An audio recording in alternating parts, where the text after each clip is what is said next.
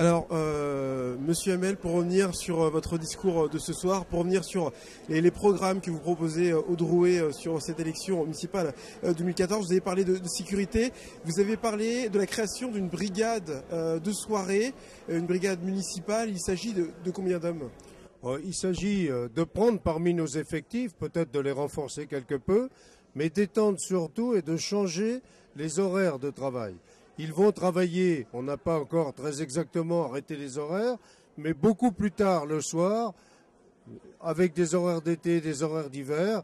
Ça va faire l'objet de discussions avec eux et bien entendu avec des moyens de protection personnelle et de défense liés aux missions que je vais pouvoir leur donner plus tard dans la nuit. Toujours en sécurité, vous avez parlé de développer les voisins vigilants. Est-ce que vous le faites en accord avec la police nationale? Qu'en pense-t-il de ce projet?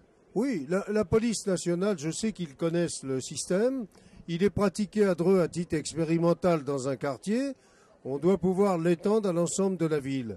Il s'agit, en parfaite collaboration avec la police, d'avoir dans la ville d'avoir des voisins, des gens entre eux qui soient vigilants quand l'un est absent, quand marquer un intérêt particulier à son voisin. N'avez-vous pas peur que des Drouets se substituent à la police Non, c'est pas du tout l'objectif. L'objectif, c'est de se protéger mutuellement, de se surveiller mutuellement. J'ai vu, ça fonctionne dans un quartier. Il n'y a pas de, ces voisins vigilants n'interviennent pas. Ils appellent la police dès qu'ils voient un problème chez eux ou chez le voisin.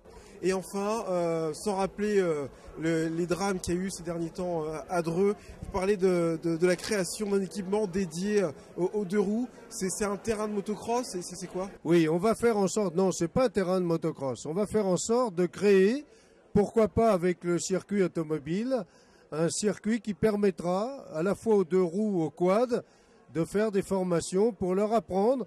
Là aussi, on a fait l'expérience à Conteville, pour nous, quand il y a eu ce drame l'année dernière.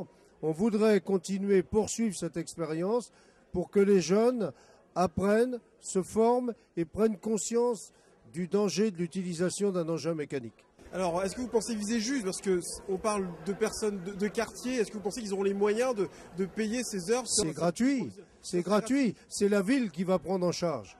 La ville, ce sera gratuit pour eux. La ville va prendre en charge des formations par groupe de 10 ou de 15 avec des engins qu'on mettra à disposition.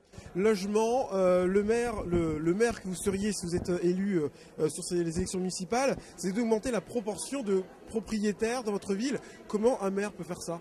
Eh bien parce que je me suis aperçu récemment qu'il manquait peu de choses quelquefois pour qu'un couple qui travaille puisse accéder à la propriété, plus exactement puisse avoir les crédits nécessaires qui leur permettra d'accéder à la propriété.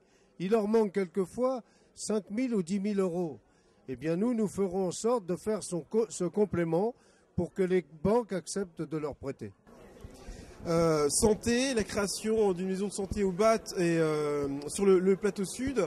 Est-ce que vous avez déjà pris contact avec des praticiens? Parce qu'on sait que remplir des maisons de santé aujourd'hui, c'est difficile. Oui, alors, j'ai pris contact notamment sur la maison de santé du plateau nord avec un cabinet médical dont 2 des médecins vont partir à la retraite d'ici 1 an.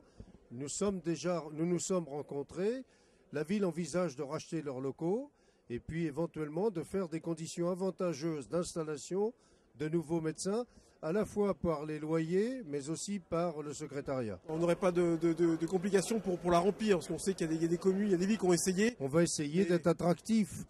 Il faut qu'on soit attractif. On peut l'être par le prix, on peut l'être par les conditions de vie offertes à des jeunes médecins.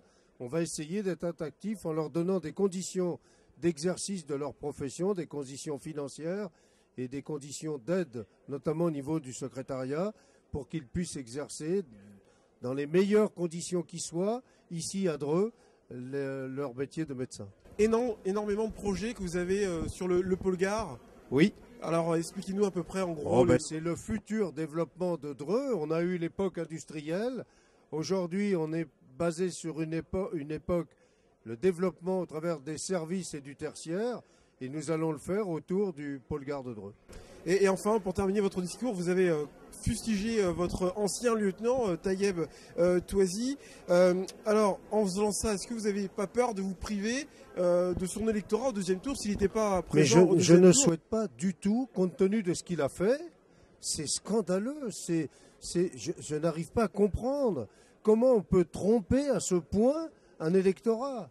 Bah, du coup, ça vous oblige, vous, à faire un très gros score au premier tour. Mais je préfère, je ne veux pas dire, d'abord j'ai confiance en réussissant seul avec mon équipe de passer, si c'est au premier, du moins au second tour. Je n'ai pas d'accord contre nature particulier à faire avec des gens qui se discréditent eux-mêmes et qui en même temps discréditent la ville. Il n'y aura pas d'accord de second tour avec qui que ce soit. Enfin, on n'aura peut-être pas l'occasion de se revoir d'ici dimanche. Le dernier mot du candidat au Drouet. Je suis très confiant. J'ai une très belle équipe. Les Drouets me font confiance depuis 19 ans. Je pense très sincèrement qu'ils vont continuer à me faire confiance.